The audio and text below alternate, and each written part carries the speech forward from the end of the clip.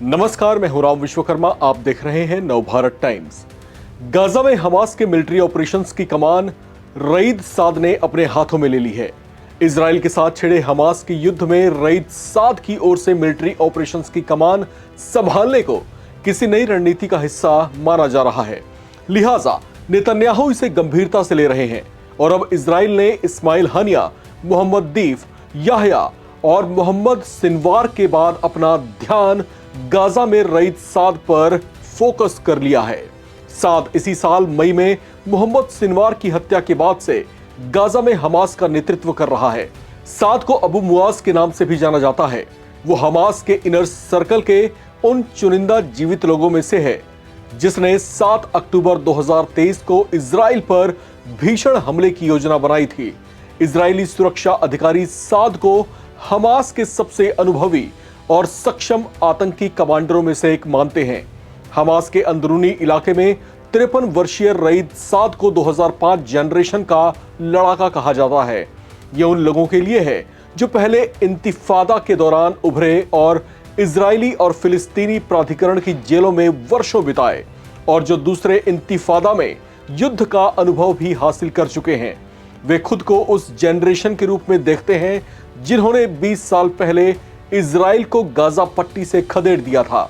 इससे हमास को अपना शासन मजबूत करने और एक गुरिल्ला आंदोलन से इजराइल पर हमला करने के लिए एक जिहादी आतंकवादी सेना के रूप में विकसित होने का मौका मिला। साल 2023 में दिए अपने एक भाषण में साद ने कहा था कि हमास लगातार अपनी ताकत में इजाफा कर रहा है और इजराइल के खिलाफ अगले अभियान की तैयारी भी कर रहा है। 2005 में साद को समूह के गाजा सिटी ब्रिगेड कमांडर के रूप में नियुक्त किया गया था, जहां उसने हथियारों के निर्माण और हमास के रॉकेट शस्त्रागार की देखरेख की। हमास के भीतर साद को सिनवार ब्रदर्स के प्रतिद्वंद्वी के रूप में भी जाना जाता है। हमास के गाजा राजनीतिक ब्यूरो के 2021 के चुनाव के दौरान साद ने याह्या सिनवार को फिर से चुने जाने से रोकने की कोशिश की थी और वरिष्ठ नेता निजार अब्दुल्लाह के समर्थन में उतर आया था। इस मुकाबले में कई दौर की वोटिंग हुई थी। कुछ हमास सदस्यों का दावा है कि सिनवार को जिताने के लिए नतीजों में हेरा फेरी भी हुई थी। साद हमास के भीतर विपक्षी गुट का हिस्सा रहा है। वह उत्तरी गाजा के आतंकियों का प्रतिनिधित्व करता था, जिसका खान यूनिस में सिनवार के दक्षिणी गुट से टकराव भी हुआ था। हालांकि यह विवाद वैचारिक नहीं बल्कि राजनीतिक था। साल 2021 में इजराइल के operation guardian of walls operation के दौरान हमास नेतृत्व ने साद के प्रदर्शन की आलोचना की थी और उनकी जगह मोहम्मद सिनवार को ऑपरेशन का चीफ नियुक्त किया था। हमास के नेताओं के मारे जाने के बाद अब साद हमास के असल ऑपरेशन चीफ के रूप में काम कर रहा है और इज अल दीन हदाद के साथ मिलकर भी काम कर रहा है। दोनों ही गाजा सिटी में हैं और लंबे समय से हमास के उत्तरी गुट के सहयोगी के तौर पर काम कर रहे हैं। अब उनके उदय से हमास के प्रभावशाली रहे दक्षिणी गुट का लगभग अंत सा हो गया है। हिब्रू मीडिया में हाल ही में प्रकाशित एक विश्लेषण में कहा गया है कि भले ही कतर में हमास का राजनीतिक नेतृत्व वार्ता कर रहा हो, लेकिन फैसला गाजा में सैन्य नेता ही करेंगे। रिपोर्ट में इसके लिए जिस एक नाम को सबसे प्रमुख व्यक्ति के तौर पर पहचाना गया वो है रईद साद।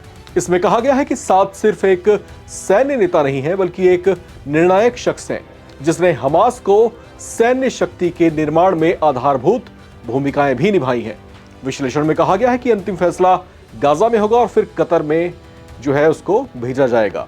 तो इस तरह की चर्चाएं इस समय गाजा में जबरदस्त हैं और ये चर्चाएं उस समय उभरी हैं जब इजराइल और हमास के बीच युद्ध समाप्ति की चर्चाएं बहुत जोर पकड़ रही हैं। डोनाल्ड ट्रंप खुद जो है अल्टीमेटम दे चुके हैं हमास को कि उसकी तरफ से अगर कोई गतिविधि होती है तो युद्ध के लिए इसे एक ट्रिगर के तौर पर माना जाएगा। बहरहाल हमास के मन में इस समय क्या कुछ चल रहा है वो हमास ही जाने, लेकिन फिलहाल हमास शांत है और फिर शायद इसको ऐसे भी देखा जा रहा है कि हमास का जो मिलिट्री ऑपरेशन नेतृत्व है उसका बदलना कहीं ना कहीं युद्ध की शांति की ओर बढ़ाया गया कोई रणनीतिक कदम भी हो सकता है। इससे नकार नहीं सकते। इस रिपोर्ट में इतना ही। बाकी अपडेट्स के लिए आप बने रहें, देखते रहें नवभारत टाइम्स।